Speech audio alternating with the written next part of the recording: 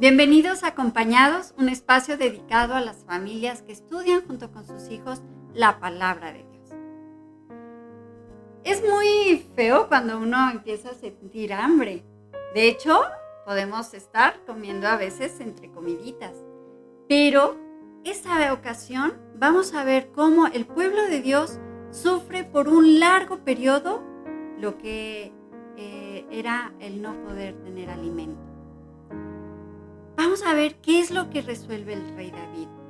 Él consulta a Dios y vamos a ver qué es lo que tiene que hacer en esta ocasión.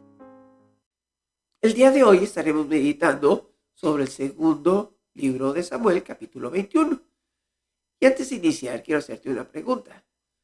Cuando tus papás te piden que hagas algo y tú dices que sí lo vas a hacer, pero no lo haces, a Dios le gusta que cumplamos lo que decimos que vamos a hacer y que seamos obedientes. Esta lección que vamos a ver el día de hoy no está muy claro en qué tiempo se lleva a cabo, pero nos narra una experiencia muy importante en la vida del rey David. Nos muestra la importancia de los pactos, de los tratos que hacemos y de la fidelidad de Dios con su pueblo. Del versículo número 1 nos dice: durante el reinado de David hubo 3 años consecutivos de hambre. David le pidió ayuda al Señor y él le contestó: esto sucede porque Saúl y su sanguinaria familia asesinaron a los gabaonitas. Fíjense que primero nos habla de que había tenido 3 años en los cuales no había habido buenas cosechas. Esta es una referencia a que algo no estaba bien con Dios.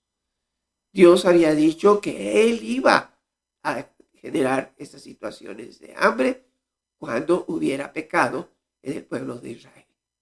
En Deuteronomio 28, versículos del 15 al 18, tenemos algunas advertencias si no se cumplen con los mandamientos y los preceptos de Dios. Entonces, esto era una indicación de que algo estaba mal, de que se estaba haciendo algo que no le agradaba a Dios o no se había hecho algo que él quería. Así es de que David consulta al Señor y el Señor le mostró que había sido por el sanguinario proceder de la familia de Saúl. En realidad no tenemos un registro de qué fue lo que pasó, a qué se refiere con esto que hizo Saúl. Pero recordemos que Josué, cuando estaba tomando posesión de la tierra prometida, había hecho un pacto con los gabaonitas, a pesar de que los gabaonitas habían engañado a Josué. Pero Josué les prometió o les permitió que vivieran entre ellos y les puso como condición que iban a ser servidores de los israelitas. Entonces vemos que Saúl, probablemente queriendo quedar bien con el pueblo de Israel, había intentado exterminar a los gabaonitas. Así es de que los gabaonitas estaban clamando a Dios por esta situación. Los gabaonitas no querían venganza. Lo que buscaban era justicia para su pueblo. Y Dios había escuchado su lamento. Así que David habló con ellos. ¿Qué quieren que haga por ustedes? ¿Cómo puedo reparar el mal que se les ha hecho? De modo que bendigan al pueblo que es herencia del Señor. Los gabaonitas respondieron: no nos interesa el dinero de Saúl y de su familia, ni tampoco queremos que muera alguien en Israel. Entonces, ¿qué desea que haga por ustedes?, volvió a preguntar el rey. Saúl quiso destruirnos, contestaron ellos. Se propuso exterminarnos y nos expulsó de todo el territorio israelita.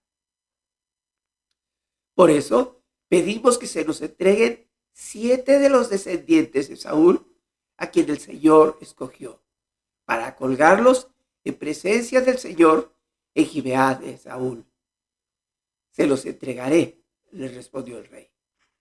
El rey les entregó a 5 nietos de Saúl, que habían sido hijos de Merab, la hija mayor de Saúl, y 2 hijos que Saúl había tenido con Rispa. Los 7 murieron juntos, ajusticiados en los primeros días de la siega, cuando se comenzaba a recoger la cebada. David quiso dar honra al que fuera rey de Israel, a Saúl, y juntó los huesos de Saúl, de Jonatán y de todos sus descendientes para enterrarlos juntos. Así fue como los huesos de Saúl y de su hijo Jonatán fueron enterrados en la tumba de Quis, el padre de Saúl, que está en Sela de Benjamín. Todo se hizo en cumplimiento de las órdenes del rey, y después de eso, Dios tuvo piedad del país. El resultado de todos estos sucesos fue de que Dios tuvo piedad del país. Esto indica que todo lo que se había hecho había sido bajo la voluntad de Dios. Fíjense que la obediencia siempre trae bendición. Así es de que recuerda, cuando los papás te digan que hagas algo, la obediencia trae siempre bendición. Y me gustaría que analizáramos 2 conceptos: venganza y justicia. La venganza es la satisfacción que se toma del agravio o daño recibido. Esto es una compensación por un daño recibido, un castigo o una pena. Pero a diferencia de la justicia es un principio moral que lleva a cada uno lo que le corresponde o lo que le pertenece. Fíjese que en el libro de Éxodo, en el capítulo 21, de los versículos 21 al 36, leemos una serie de leyes para la protección del pueblo, en las cuales se advierte de penas o de castigos para recompensar a las personas que han sido afectadas de alguna manera. Estas leyes, es bien importante esto, no se debe tomar como una venganza. Debe verse como una retribución justa a los daños recibidos. Y vemos algunas cosas que en este tiempo puede generar cierta controversia. Por ejemplo, en los versículos de 24 y 25 leemos: ojo por ojo, diente por diente, mano por mano, pie por pie, quemadura por quemadura, golpe por golpe, herida por herida. Esta era una ley que en ese tiempo se le conocía como la ley del talión. Pero debemos aclarar eso. No es venganza, es justicia y está marcado en la ley. Obviamente, eso no es válido en nuestros tiempos. ¿Y por qué? ¿Cuál es el concepto de justicia que tenemos en el Nuevo Testamento? En el Nuevo Testamento vemos que la retribución que tenemos por nuestra desobediencia, por nuestro pecado, es la muerte. Pero tenemos un regalo, un don en Cristo Jesús. Romanos 6:23 nos enseña: porque la paga del pecado es muerte, mas la dádiva de Dios es vida eterna en Cristo Jesús, nuestro Señor. Recordemos que la paga del pecado es la muerte, pero en Jesús tenemos un regalo, que es el regalo de vida eterna. También podemos ver en 2 de Corintios 5, versículo 21, que dice: al que no cometió pecado alguno, por nosotros Dios lo trató como pecador, para que en él recibiéramos la justicia de Dios.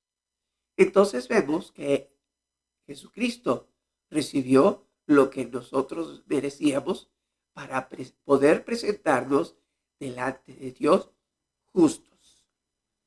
Él ofreció su vida por nosotros, para que nosotros podamos libremente presentarnos delante de Dios como justificados por este acto de gracia de Jesucristo. Él dio su vida por cada uno de nosotros. Vamos a orar. Señor, te damos gracias por tu palabra. Te damos gracias por estas enseñanzas que tenemos día a día, cada vez que leemos tu obra, Señor. Te damos gracias porque vemos que la obediencia que nosotros tenemos siempre nos trae bendición. Pero la obediencia que tú tuviste hacia el Padre nos trae vida eterna. Te damos gracias porque tenemos la confianza de que a través de tu sacrificio nosotros tenemos una justicia para podernos presentar delante del Padre. Te damos gracias por tus bendiciones en el nombre de tu Hijo, nuestro Señor Jesucristo. Amén. Muy bien, que Dios les bendiga. Continuamos con nuestra lección. Nos vemos la próxima semana. A continuación, la participación de la maestra Lulú Orozco. Hola, me da mucho gusto saludarlos. Seguimos en el segundo libro de Samuel y ya llegamos al capítulo 21. En este capítulo nos habla que hubo 3 años de hambre, de mucha hambre, y el rey David se preocupó mucho. Él sabía que había hecho mal, lo que causó que el Señor enviara este castigo sobre su pueblo. El rey David consultó a Jehová. La respuesta de Dios fue que estaba castigando al pueblo por un pecado cometido por Saúl, quien había matado a unos gabaonitas, violando un pacto con ellos. Así que David mandó llamar a los gabaonitas y les preguntó qué debía hacer para reparar el mal que les habían hecho. Ellos, los gabaonitas, no querían vengarse, pero sí exigían una retribución. Pidieron que se les dieran 7 varones descendientes de Saúl para sacrificarlos. David había hecho un pacto con su gran amigo, con Jonatán, así que perdonó a Mefiboset, que era hijo de Jonatán, pero sí les entregó a 7 de los parientes cercanos de Saúl para ser sacrificados. Había una mujer llamada Rispa, que era madre de los 7 que habían sacrificado. Ella era madre de 2. Y ella, con gran dolor, vigiló los cuerpos muertos de sus hijos para que no los mutilaran las aves de rapiña ni las fieras del campo.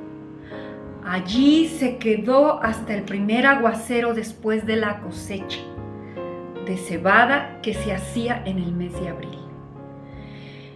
Esta cosecha fue la muestra del perdón de Dios por el agravio a los gabaonitas. El libro de Samuel está en el Antiguo Testamento. En el Nuevo Testamento, la época de la cosecha tiene varias enseñanzas. El Señor Jesús usó la cosecha para señalar a sus discípulos que el mundo estaba preparado, maduro para recibir las buenas nuevas de salvación. Les voy a leer los versículos del Evangelio de Juan 4, del 35 al 38, y dice: ¿No dicen ustedes, todavía faltan 4 meses para la cosecha? Yo les digo, abran los ojos y miren los campos sembrados. Ya la cosecha está madura, ya el segador recibe su salario y recoge el fruto para vida eterna. Ahora, tanto el sembrador como el segador se alegran juntos. Porque como dice el refrán, uno es el que siembra y otro el que cosecha. Yo los he enviado a ustedes a cosechar lo que no les costó ningún trabajo. Otros se han fatigado trabajando y ustedes han cosechado el fruto de este trabajo. Qué interesante la enseñanza que nos da el Señor. Bueno, pues este ha sido un capítulo más. Espero que nos veamos la próxima semana. Les envío un abrazo muy cariñoso. Gracias, Lulú. En esta ocasión tenemos una receta a base del cereal de la cebada. Es un pudín que pueden disfrutar en familia y recordar la gran provisión de Dios que es tener alimento a la mesa. Y darle gracias a Dios porque podemos recordar el Salmo 34:22 que dice: el Señor libra a sus siervos, no serán condenados los que en Él confían. Y bueno, pasamos a la sección de preguntas. Número 1. En el relato se mencionan años de hambre. ¿Fueron 3, 2 o 10? La respuesta correcta es A. Pasaron 3 años consecutivos de hambre. 2. Él consulta a Dios. ¿Saúl, David o Mefiboset? B. David consulta a Dios para saber por qué han pasado esos 3 años de hambre. 3. Saúl trató de exterminar a los israelitas, a los gabaonitas o a los judíos. La respuesta correcta es B. Saúl y su sanguinaria familia trataron de exterminar a los gabaonitas. Siguiente. ¿El rey David actuó con venganza, justicia o precaución? La respuesta correcta es B. El rey David actuó con justicia. Los gabaonitas no querían venganza. Y para reflexionar en familia, pues sugerimos que compartan lo importante que es consultar a Dios cuando estamos frente a un problema. Y bueno, pues con esto terminamos nuestra escuela dominical. Les agradecemos mucho su atención y los esperamos la siguiente semana con el favor de Dios. Hasta pronto.